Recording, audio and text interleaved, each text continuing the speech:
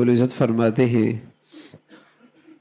کہ میں اللہ ہوں، میں راضی ہو جاؤں تو برکت دیتا ہوں اور میری برکت کی کوئی انتہا نہیں، اور جب میں خفا ہوتا ہوں تو لعنت بھیجتا ہوں اور میری لعنت اس کی 7ویں اولاد تک پہنچتی ہے۔ نحوست 7 پشتوں تک اس کی نحوست جاتی اگر میں خفا ہو جاؤں تو، اور اگر اللہ راضی ہو جائے سبحان اللہ پھر برکتیں ہوتی، پھر برکتیں ہوتی۔ حقیقت یہ ہے رزق و عمل کی وسعتیں اس کی کثرت اور فراوانی کی وجہ سے نہیں، عمر کی زیادتی مہینوں اور برسوں کی کثرت کی وجہ سے نہیں، بلکہ رزق و عمر کی کثرت اور وسعت یہ ہے کہ اس میں برکت پیدا ہو جائے۔ لمبی عمر ہے برکت نہیں تو کس کام کی، بہت دولت ہے برکت نہیں تو کس کام کی۔ یوں تو عمر میں مہینے سال بڑھتے چلے گئے، برکت کوئی نہیں۔ یوں تو آمدنی کی بظاہر سلسلے بڑھتے چلے گئے، برکت کوئی نہیں، کس کام کی۔ جس میں بندگی نہیں، اس زندگی سے چوپایوں کی زندگی اچھی ہے۔ انسان کی زندگی تو اسی وقت ہے جب اس کا قلب اور روح زندہ ہو، اور قلب کی زندگی اس وقت ہے جو اپنے خالق اور مالک کو اسے پہچان نصیب ہو جائے۔ ایک ساتھی کہنے لگے کل کہ اب لوگ برکت کو نہیں مانتے، برکت کو نہیں مانتے۔ برکت کیا ہوتی ہے؟ مادیت کتنی چیزیں ہیں، میں نے کہا برکت کا مسئلہ نہیں، برکت دینے والے کو ہی نہیں مانتے، مسئلہ یہ ہے۔ اللہ کی قدرت، طاقت، اس کی صفات، اس کی شان، اس سے معرفت کوئی نہیں تو برکت کیا جانے۔ جو مخزن ہے خزانوں کا، جو خزانوں کا مالک ہے، جو بادشاہوں کا بادشاہ ہے، جس کے کہنے سے سب کچھ ہو جاتا ہے، جس کے ارادے سے چیزیں وجود میں آ جاتی ہیں، اسی کی پہچان کوئی نہیں تو برکت کیا جانے۔ اللہ کی کیا طاقت ہے، اس کی کیا قدرت ہے، اس کی کیا شان ہے۔ جب وہ اپنی خاطر خالق کی معرفت حاصل کر لے، اس سے محبت کرے اور اسی کی بارگاہ سے رجوع کرے، اس کی چوکٹ پر سر جھکائے، اسی کی یاد سے سکون اور اس کے تقرب سے انس حاصل کرے، جس نے یہ زندگی کھو دی اس نے ہر قسم کے خیر و فلاح کھو دی۔ اسے کچھ دنیا مل بھی گئی ہو لیکن اس زندگی کی عوض تو ساری دنیا بھی مل جائے تو ہیچ ہے۔ یہ اللہ کے قرب کی جو زندگی ہے، اگر اس کے بدلے میں ساری دنیا بھی مل جائے تو کیا ملا؟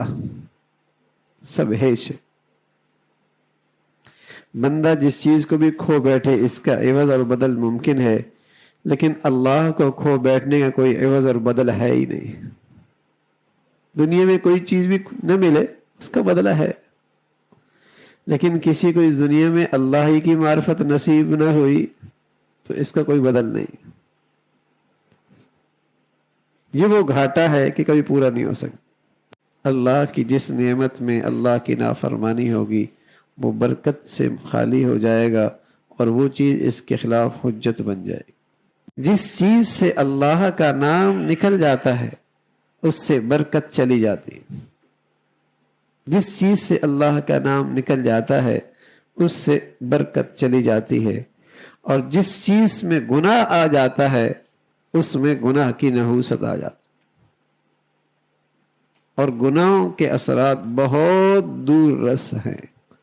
بس اوقات جوانی چڑھتے کے گناہ بڑھاپے میں ستاتے ہیں، اور بس اوقات جوانی کے اور بڑھاپے کے گناہ اولاد کی شکل میں ستاتے ہیں، اور بس اوقات حرام بڑھاپے میں انگارے بن کے تپش دیتا ہے۔ نہ جانے ان گناہوں کے اثرات کس کس انداز سے بعد میں ستاتے ہیں۔ یہ ہو نہیں سکتا۔ تو برکت بڑی مبارک چیز ہے، کثرت کوئی چیز نہیں ہے۔ عمر میں برکت ہو، صحت میں برکت ہو، مال میں برکت ہو، زندگی میں برکت ہو، اولاد میں برکت ہو. اور یہ برکت آتی بھائی گناہوں سے پرہیز کرنے میں، گناہوں سے پرہیز کرنے.